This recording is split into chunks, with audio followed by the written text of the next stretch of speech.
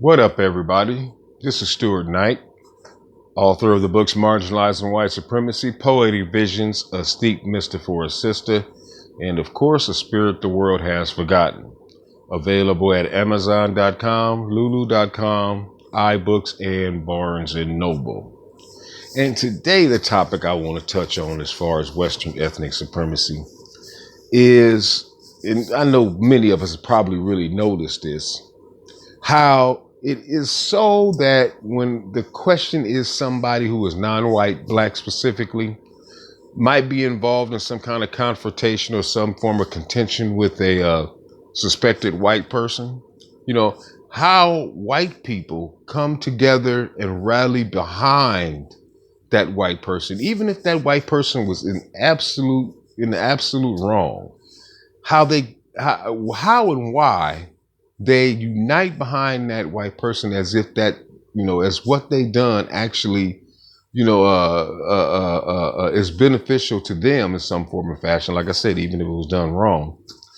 And on the flip side of that, if a black person, even in defense of themselves against this white person, the black people don't really, not en masse, some will, but many won't, how the black people will sit back and actually ask questions in the senses, in the fashion of, if this black person had really done something to deserve, the harm that came to them, and I like to say first off is that, it's that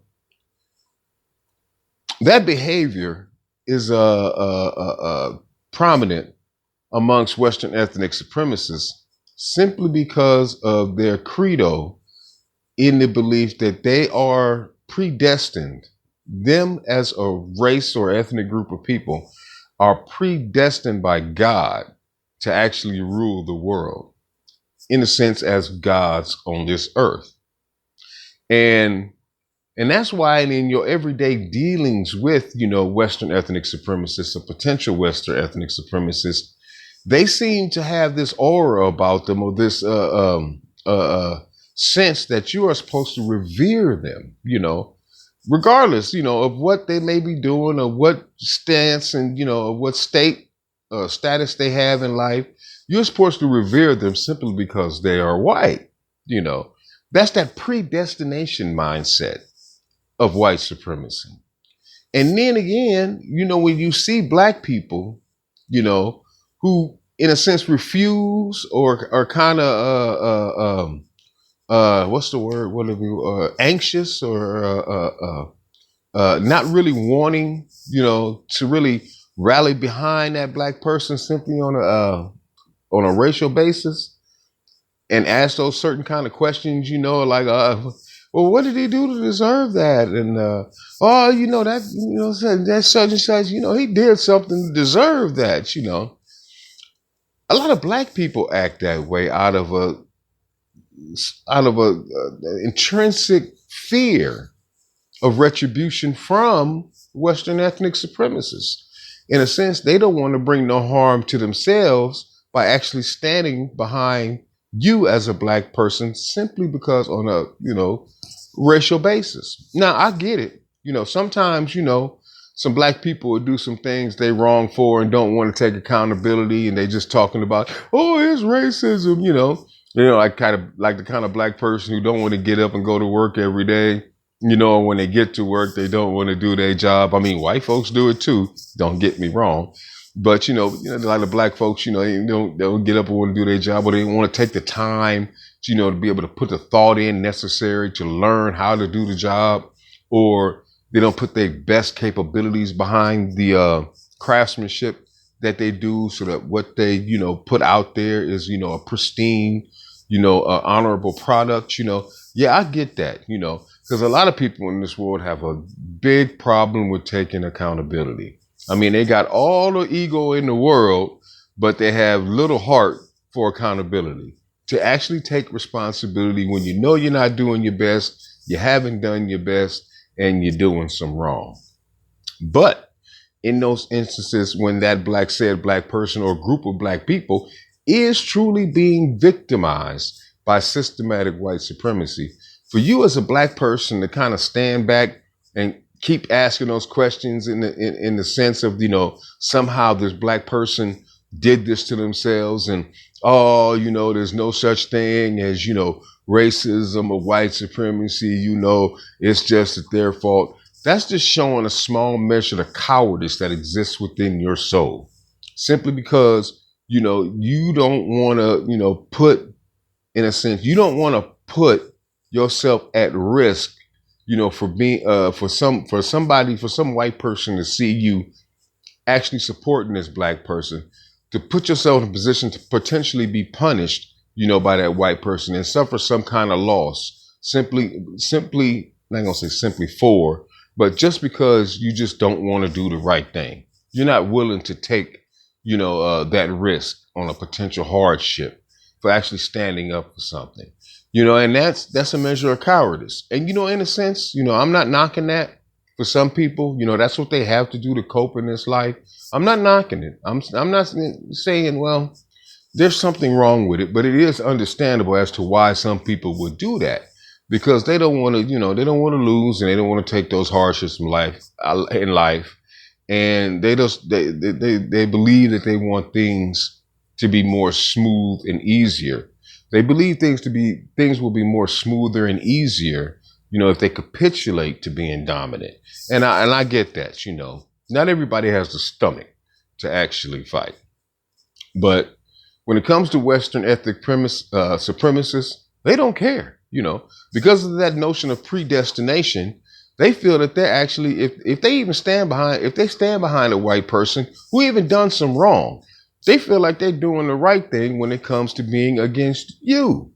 Because simply for you having been born of darker hue or a black person, they feel that, in a sense, that they are fighting a form of evil, an evil that must be eradicated from the earth, and they feel justified in doing so, being born to people of the light, or white, as they would say, and that they will engage in this activity no matter, what the cost is to them, because in the end, they feel like they're doing God's work.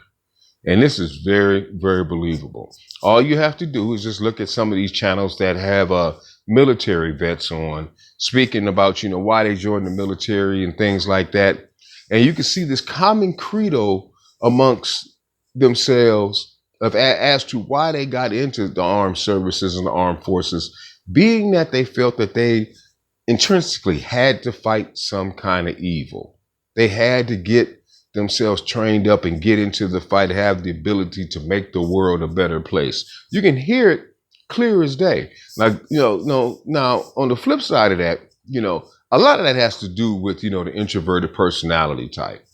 And, people who are introverts, some people who are introverts, if you're like a Sigma, introvert, like myself, sometimes you want to see the world be a better place, and you want to engage, in constructive, behaviors that try to bring better things to the world, that try to stand up for those people who are lesser and weaker than you, and it does feel like, in a sense, you have the capabilities, the intrinsic, inborn capabilities to actually, do what is necessary, to make things right.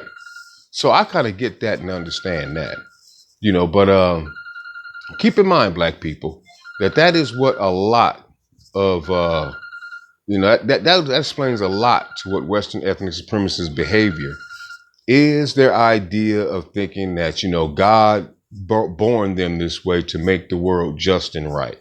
That, they simply, by being white, they're predestined, to rule over you, because they are the angelic people.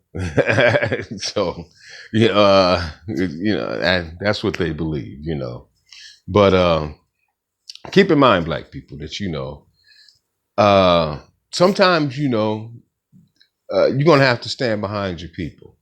As long as, the Western ethnic supremacists see that you are so divided and won't collude, or won't amalgamate as a group behind certain activities or actions, that they may perpetrate upon your people that are based on race, as long as they see that you will not, cohere and protect each other, they're going to keep engaging in behaviors that's meant to divide and conquer you. And they're going to keep doing it and keep doing it until they eliminate you as a people.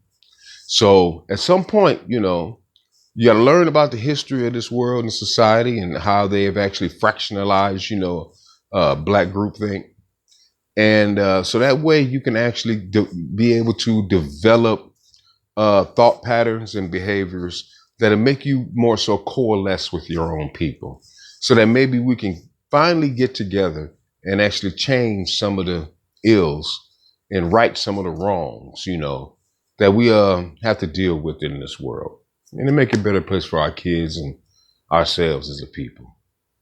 So let's get to work. Once again, it's a Stuart Knight, author of the books Marginalizing White Supremacy, Poetic Visions, A Steep Mister for a Sister, and A Spirit the World Has Forgotten. Available at Amazon.com, Lulu.com, Barnes & Nobles, and iBooks. Peace.